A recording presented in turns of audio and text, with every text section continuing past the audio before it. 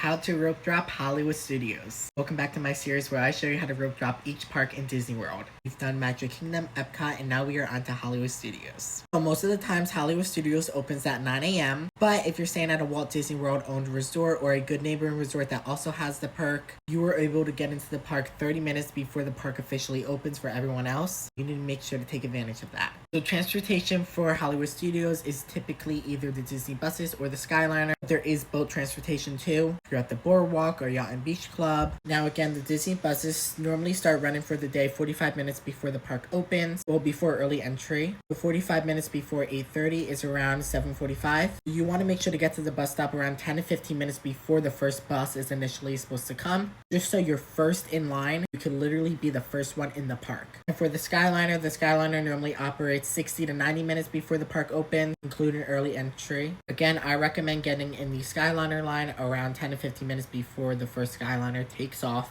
Especially the Skyliner line could get very long, very fast, but it does go by fast, so don't get intimidated. But that's why you want to make sure you're one of the first ones online. Now, once you get to the park, it may be a little before 8:30, so just wait around. Then once 8:30 hits, you can enter the park. Now, in Hollywood Studios, during early entry, all the main rides are opened.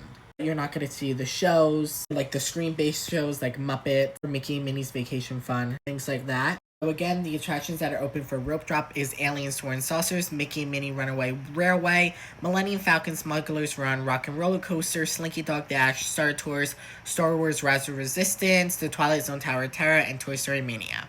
Don't be those newbies and run right to Mickey and Minnie when you get into the park. That is not what we do here. When you enter the park, Mickey and Minnie is literally the first thing you see, so you would think to get right there. But that is not what you do. Mickey and Minnie normally stay at a consistent 35 to 45 minute wait throughout the day. There's no need to rope drop it. What I recommend rope dropping is either Slinky Dog Dash or Rise of Resistance. Personally, I like to rope drop Slinky Dog Dash because that's literally one of the longest lines in Hollywood Studios. But it's also the worst line to wait in. It's all outdoors, and even in the shaded part, it's still extremely hot. I literally despise that line. I like to get online right away. One, because the line is not going to be long at all if you're going for rope drop. Two, it's actually going to be nice out and not super hot yet.